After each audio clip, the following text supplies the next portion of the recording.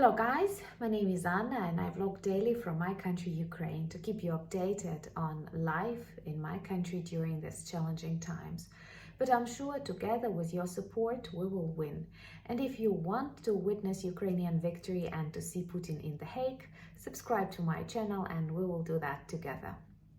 Today I want to speak about losses and destructions in Russian army, something positive, but at the same time why we still need to speed up in our defense and in our counter-offensive.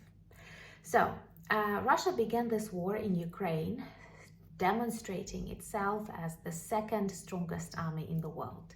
Today we see that it is not even the second strongest army in Ukraine after Ukrainian, but that there are lots of conflicts and misunderstandings between Russian private armies and Russian regular armies and other things like that.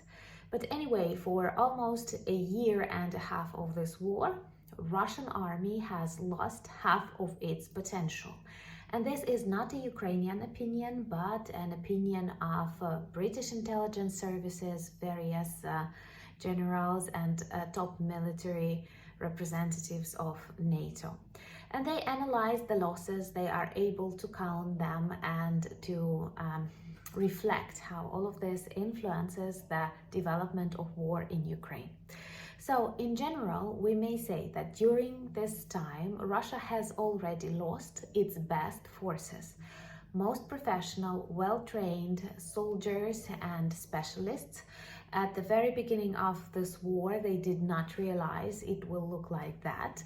They hoped they will take over Ukraine in 3 days, blitzkrieg and blah, blah, blah, but it turned out into something that is perhaps the largest war after the Second World War in Europe. And they had to react, like they were not able to succeed the way they wanted, so they needed to mobilize people and to try and hide the losses that they experienced here. This hidden mobilization in Russia continues actually, and we may see there are lots of restrictions that their men face even without official martial law and other things. For example, many tried to escape to Georgia, Lithuania and other adjacent countries. My sympathy to these countries. And of course there are other electronic registers, restrictions to crossing the borders and other stuff. And also private armies. We see that Wagner Group has already caused lots of trouble to Putin, and I'm sure such tendencies will continue.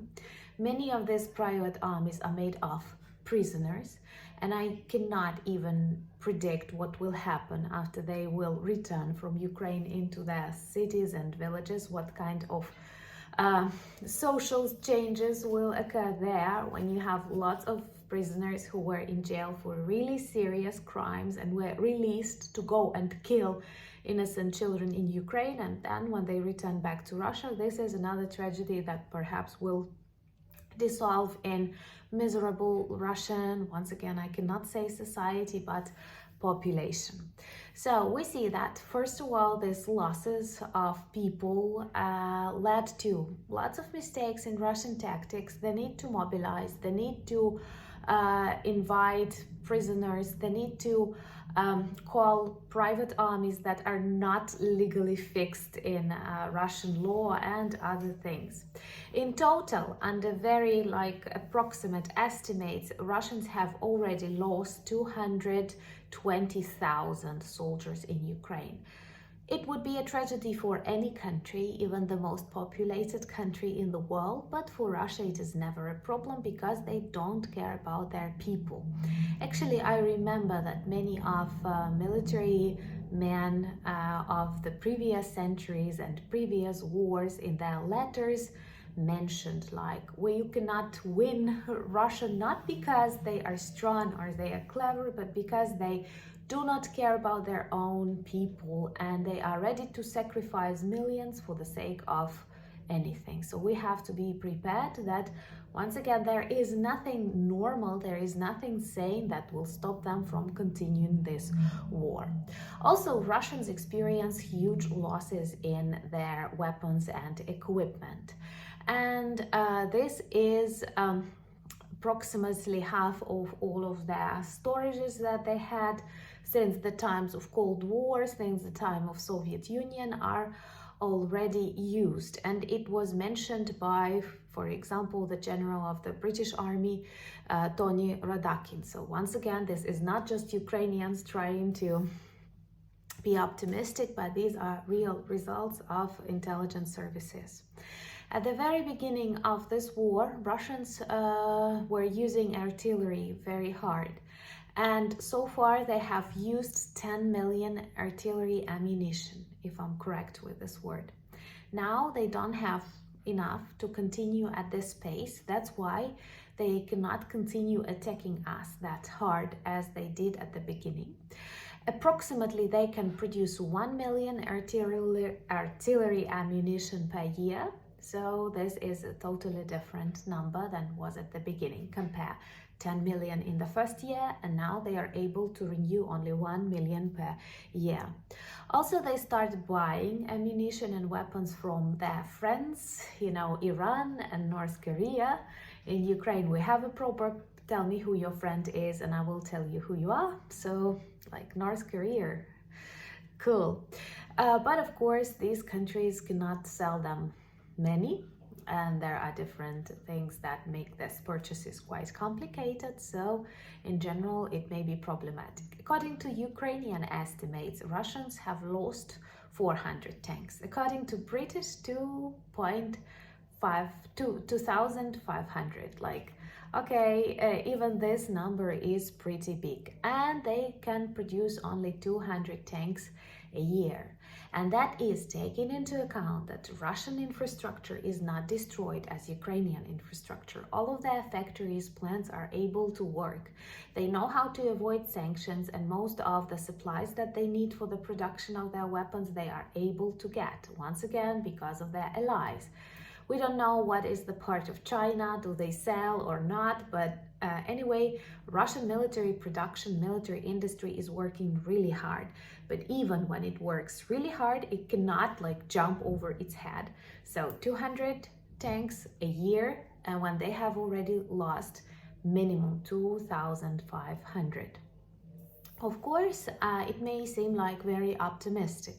And I do like the statistics because it demonstrates huge human and weapon equipment losses in Russian army. And of course, this is good for Ukraine that continues to protect and get back its territories.